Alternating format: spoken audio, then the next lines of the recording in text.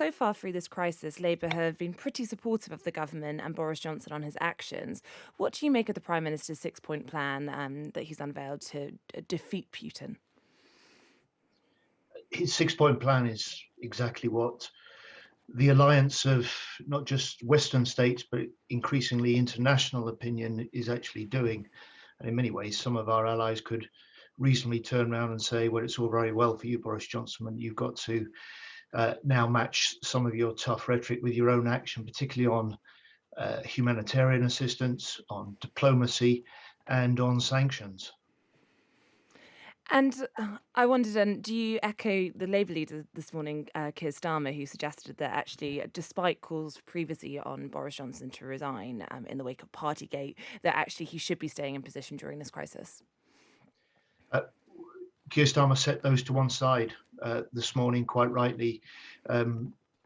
We're in a situation of very serious conflict, not just in Ukraine, but with very serious security threats to the rest of Europe. But those hard underlying questions that ultimately Boris Johnson will have to return to answer about his law breaking, about the parties in Downing Street, the police investigations will come back. But for now, we must stand with other European nations, and Labour gives its full backing to the extent the government will stand by and support the Ukrainians' resistance in Ukraine against the Russian invasion, and the toughest possible sanctions to help isolate and cut Russia out of the international system. Now, you mentioned various investigations relating to the Prime Minister taking a back seat for now, but I wondered, should a new investigation be added to that, which is how Evgeny Lebedev got his peerage, big report in the Sunday Times today on Boris Johnson's alleged involvement? It looks like it, doesn't it? It calls again into question how Boris Johnson's friendships have perhaps been part of a reluctance we've seen in recent years for this government to take the action needed to clean up the dirty money that keeps Putin in power, to bring in the reforms so that we can see the shell companies that hide money laundering operations, so that we can see the real ownership of much of the property that's been snapped up by oligarchs in London and elsewhere in Britain. And we've had to push really hard. Tomorrow in the House of Commons, we get finally the economic crime bill legislation that was first promised in 2016, which the government's been very reluctant to introduce.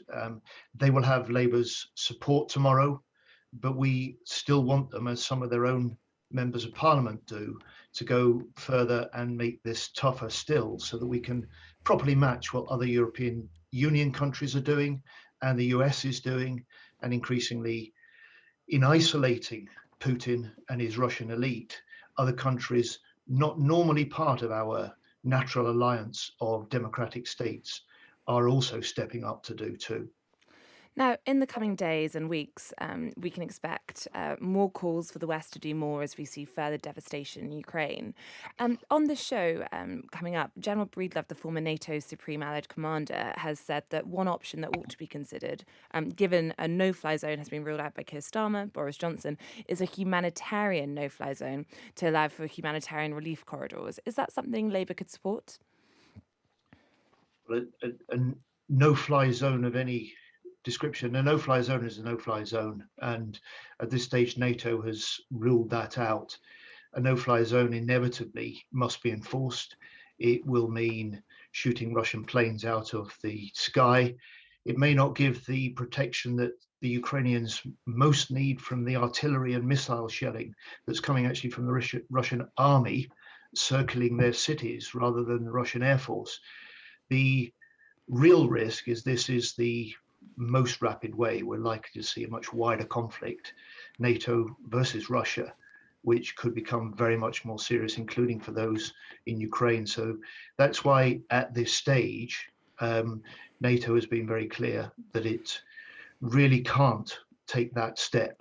The escalation at present in this conflict has all been on Putin's side, and we don't want to give Putin the grounds for saying, look, I've been right all along. It's NATO that's threatening Russia because NATO is an alliance Sure. for our defense and for our democracy. Sure, but in this scenario, you'd need some Russian complicity. It would be a humanitarian one. So while I understand, perhaps people don't think the trust would be there to arrange that. Do you think there's any argument for at least reaching out to see if that's an agreement that could be brokered with Russia? I think there's a really strong case for trying to put in place. This needs to be done diplomatically, led through the United Nations, I think. A really strong case for humanitarian corridors that ensure that the cities that are now being encircled and bombarded can still allow those that need to flee to get out, and for essential humanitarian food and water to get in. And that should be something that we push Putin and Russia very hard to accept, and something that the international community, through the United Nations in other ways, I think can demand of Russia in a unified way. Now, as we come to terms with the new normal, do you think it's inevitable that the UK defence budget is going to have to increase further? And when we're looking at what percentage of GDP it ought to be, do you think we could need to see it return to levels closer to what it was during the Cold War period? I would expect to see a boost for defence in the budget in 2 weeks' time when the Chancellor delivers his budget statement in the House of Commons. The government must respond to the new threats to the UK's and European security, just as Labour, when we were in government, did after the 9/11 attacks on the Twin Towers. What would Labour want on that percentage? Are you going to increase your targets in wake of recent events? Well, we backed immediately the increase in defence capital spending 2 years ago. If the Chancellor boosts in the budget spending on defence to reflect the threats we now clearly face as a result of the Russian invasion of Ukraine, then it will have Labour's full support. Now, just finally, Keir Starmer's been trying to distance himself from Stop the War group. John McDonnell and Diana Abbott have pulled out of the Stop the War rally this week. Should a Labour MP lose the whip for attending a pacifist march? Well, Keir Starmer's been absolutely right to say, as he did to the Secretary General of NATO when he and I went to NATO HQ last month, NATO has our unshakable Labour support.